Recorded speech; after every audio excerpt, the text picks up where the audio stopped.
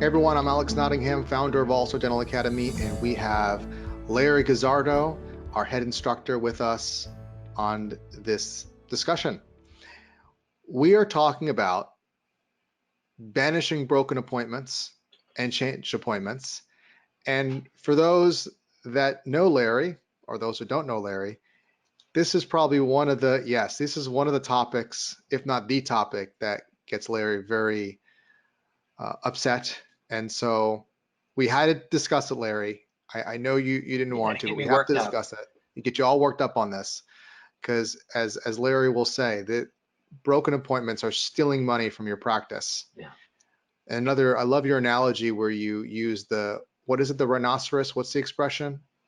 No, when I look at some of the ways that people approach broken and canceled appointments, it's like taking a fly swatter to a rhinoceros, and I'm thinking we need something a little stronger than this if we expect it to work. So Larry, tell me, what is a broken appointment? What is a changed appointment? And why are they happening?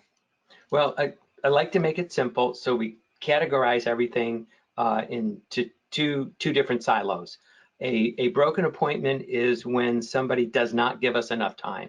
So for an action plan item, people have to decide how much time do we need to fill an appointment. Most offices will tell me, well, I need at least 2 days. I can't find out the day before that you're not coming in. It's not enough time to contact another patient to fill this appointment. So you have to determine, 2 days, business days, 3 business days. So anything within that time frame, that's a broken appointment. Anything beyond that time frame, so if you establish I need 2 business days notice in order to change your appointment, if it's after 2 days, then it's a changed appointment.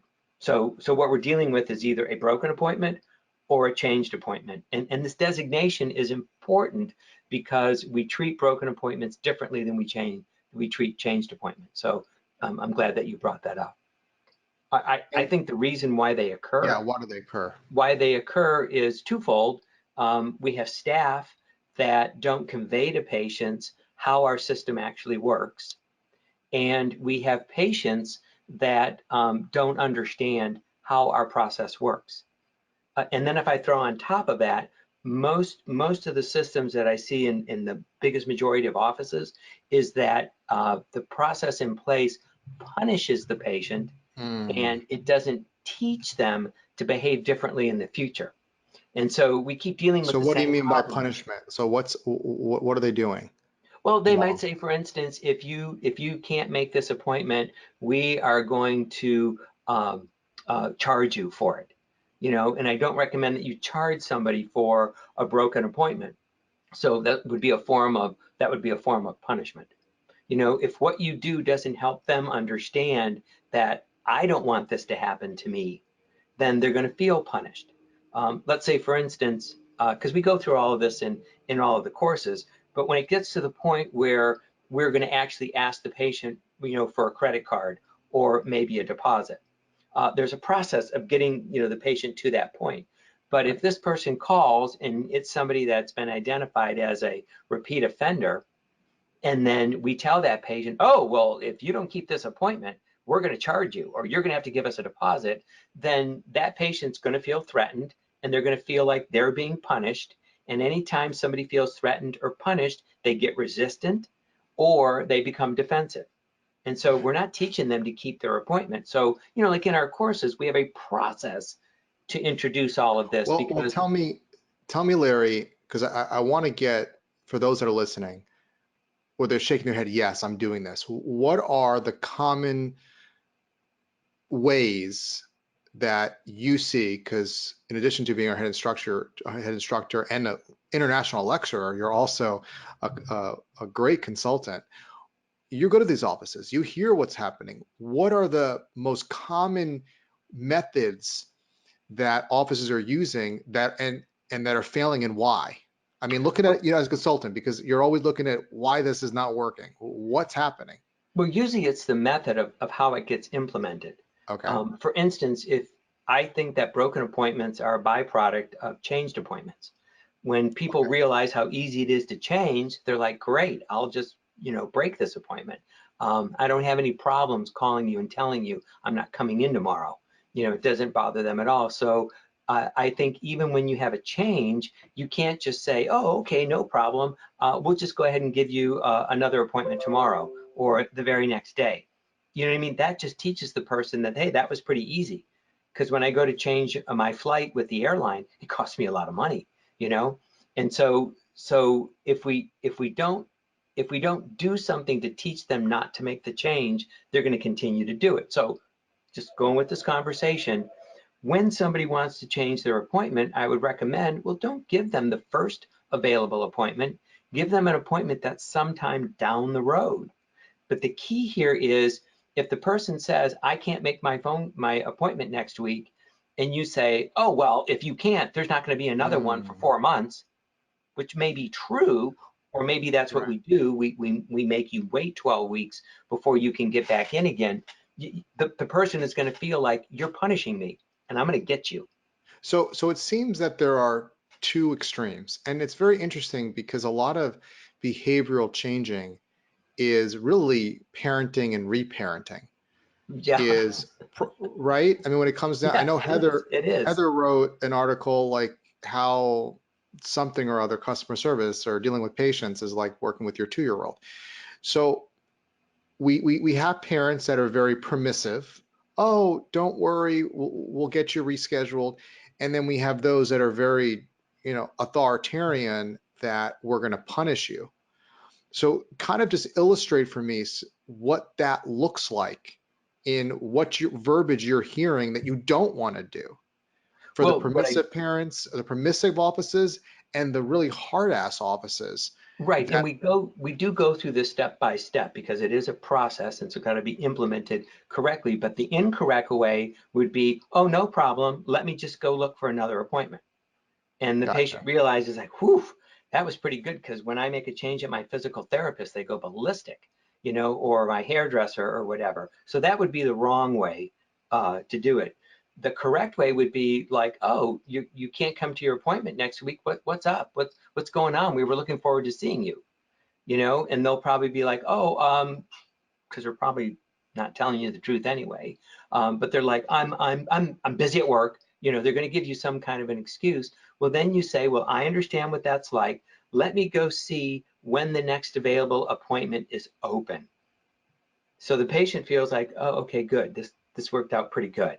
And then you purposely go out maybe 8 weeks or 9 weeks because that's what we do to help people learn to keep their appointments. Well, that's the correct way to do it. That's the correct way to do it. What I want to identify first, because I'm certainly hearing, okay, so just to kind of keep the audience with me.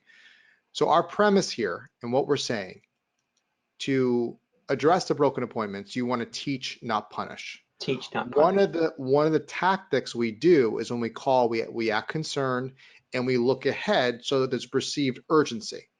I had one doctor, she had an appointment, it was like 3 months to get an appointment. So I was like, oh, wow, I better keep that appointment.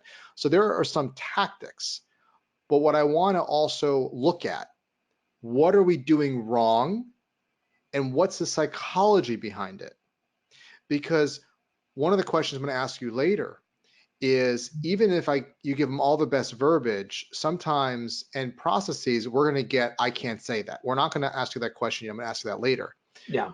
But I want you to tell me again, the permissive office and the very tough office, what are they doing wrong? And why do you think they're doing it? Because you talk with these doctors, what fear-based reason are they putting these principles in place? It's based on fear, a lot of these situations. Well, and that's exactly what it is. Unfortunately, many of us learned that way.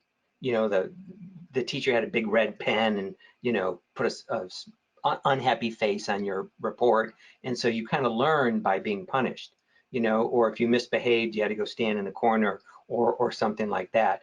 The key here is you want to help this person learn on their own that they want to keep the appointment. That's right, like with children. Yes. Because so when they figure it out, then your lesson is learned. So here's my theory, right? So this is all parenting. The permissive is they want to be liked. They're right? This is a personality type, because what they're saying is, we'll just go ahead and reschedule you. And what's happening now, here's the dynamic. This is very important that y'all listen to understand what's happening, because if you don't understand the psychology behind it, you can't fix it. Oh, it's well, Because often, right, Larry? Let's start with yeah. the permissive. Let's just start one step at a time. The permissive rescheduler.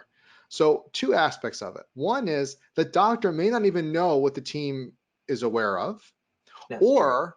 or they often will add this nervousness that I don't want to be too harsh because I may get a bad review. I may lose the patient. So I'm just going to head and let them reschedule, or I feel bad. Like, these are some of the things that I'm sensing of why, oh, just let them reschedule, or I'm open, I might as well get them in too. That's the other trap as well, because if you say let's push back, but I'm open, why, that might get Well, them out to. because you have to remember, we're trying to teach people. So there's a lot of moving parts here. We're trying to train people to keep their appointments. So we stop adding like a new repeat offender to our list. So my But do point you here is agree with the that psychology that I'm I putting forth? agree that they don't want to look bad. But part of the reason why they think they're going to look bad is, number one, the doctor may not have given them permission. Hey, I want you to follow this policy.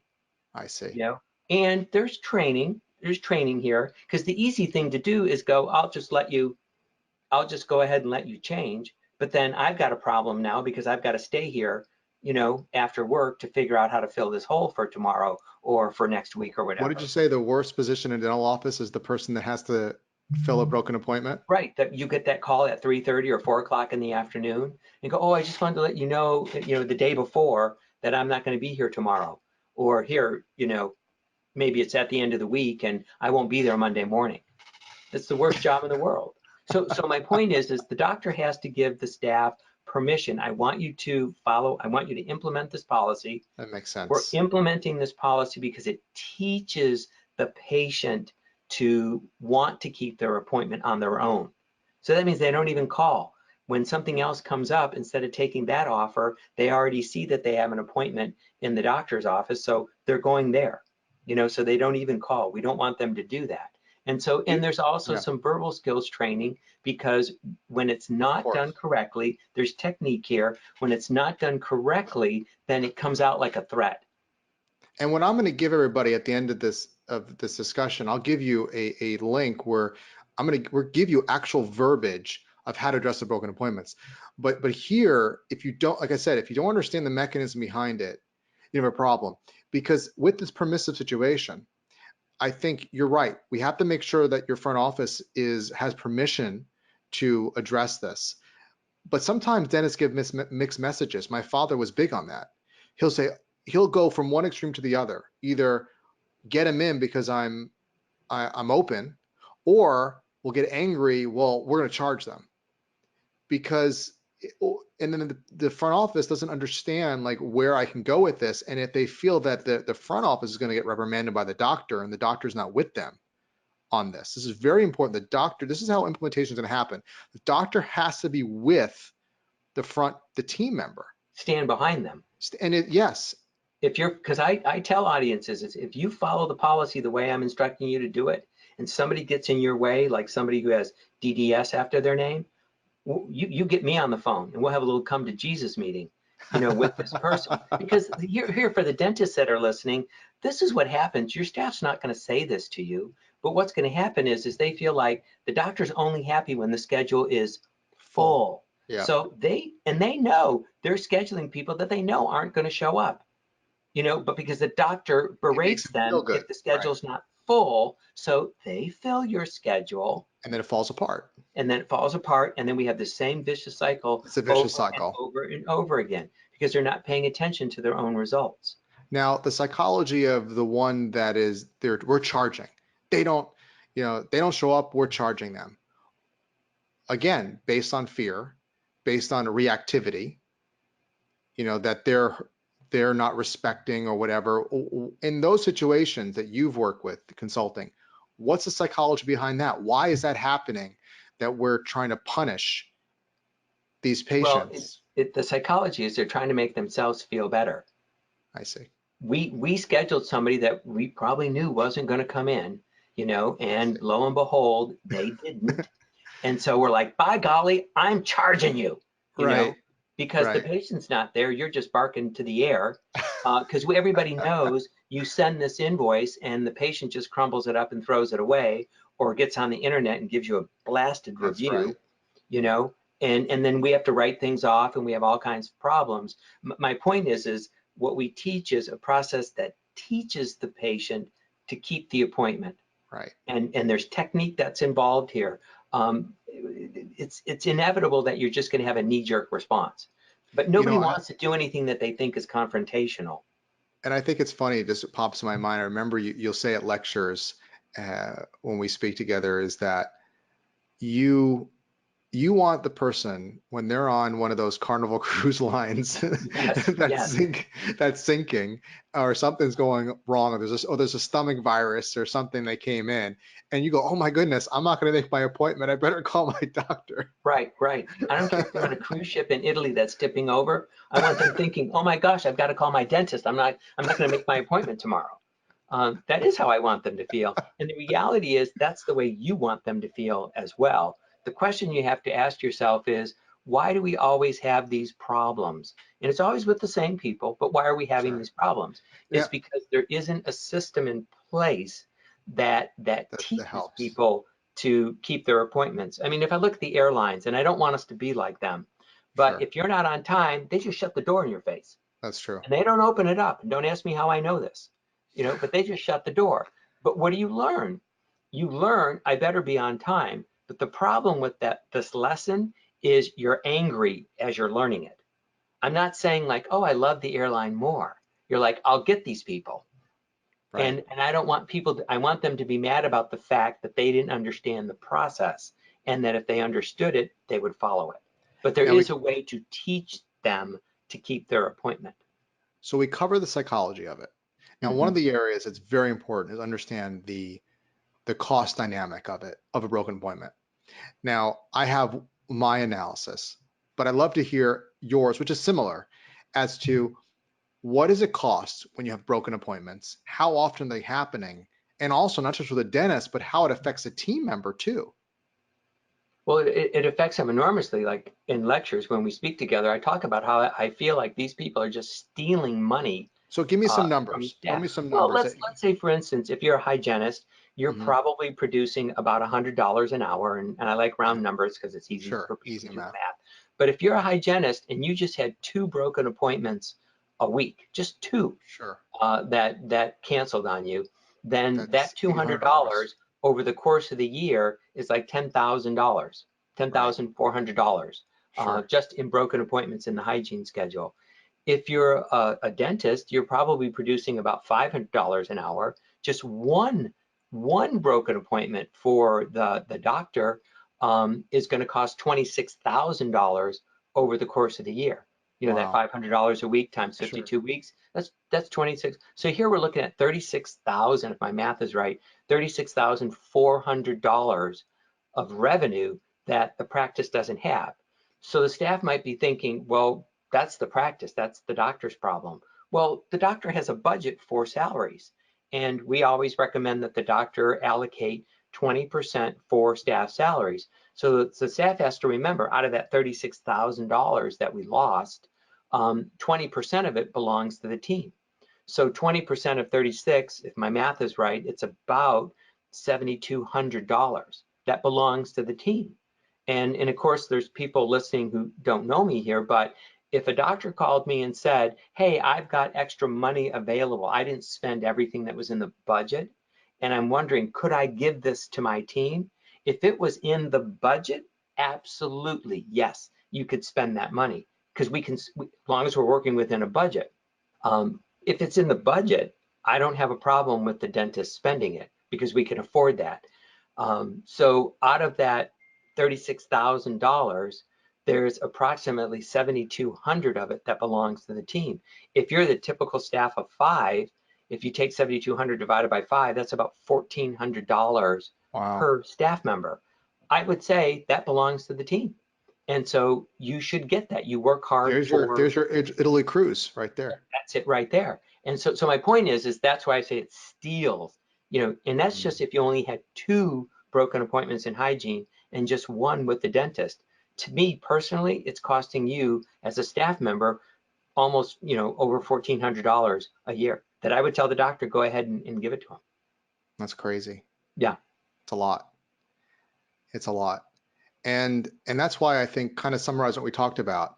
It's important to understand what it is, what's happening. This is one of the silent killers, we call it, because it's not, you don't really understand until you understand the cost behind it. When we talk that it really gets expensive, because I'll just reschedule it, but that's opportunity cost missed. And that goes to what you always say, when you work hard all day and you didn't really have much to show for it. What is it? You feel like a dish rag, right? You feel like a dish rag at the end of the day. And I think it's important to understand why they happen and understand the psychology and the dynamic between the doctor and team. You don't understand that, no matter. And I have a great discussion that we did, a podcast and blog with Heather on scripts, that I can give you the best verbiage and the best process. But if you don't know the costs, you don't have the motivation, and you're not going to do it. If you don't understand the psychology behind it and interaction between your team, it's not going to work, because you have to be able to begin and again, it's like children. If you don't have the gusto, okay, the chutzpah, okay, and patience and grit to work with your 5-year-old, okay, whereby they're going to test you every moment, okay, and they're going to want to crack you, and these patients are going to want to crack you. Inertia or atrophy of the entropy of the universe is going to try to make this system not work. Everything's going to try to make broken appointments happen.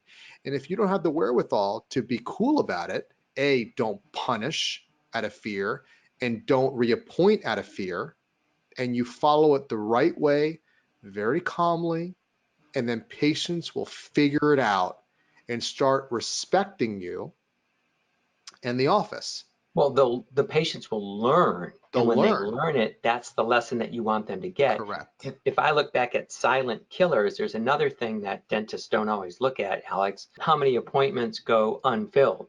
And so it may look like we only had 1 broken appointment today or 2 or something like that. And what we ignore is how many were broken before this happened, before they all got filled. And so if you talk about a silent killer, and most dentists aren't aware of this, is that you might have had 8 or 9 broken appointments, but 6 of them got filled. And so it seems like, okay, so it wasn't so bad. But the reality is you're ignoring all the time and energy and effort that your front office had to spend calling patients on the phone, the back and forth, you weren't here, I left a message, they got back with me. They're spending all their time filling holes instead of working on case acceptance and coordinating treatment with patients. When a patient comes in and you think they're going to talk to them about treatment, and they're thinking, I got to go to this, I got to get this schedule filled. And so I don't have time to talk with you. And so talk about silent killers, most dentists are completely unaware of how many broken appointments they actually have, because they're only focusing on the net openings. They're not really paying attention to the total number. That's the better number to track. And what I'm going to direct your all attention to is the Dental Practice Excellence webinar, because in that webinar, there's 3 silent killers I talk about. And the second one is broken appointments. And I'll give you some verbiage that Larry developed into how to address that. So it's allstardentalpractice.com, and I will put a link to that webinar to check that out and get that training, as well as the other silent killers. So Larry, thank you as always. You're welcome. For the help. And until next time, everyone, go out there and be an all-star. An all-star.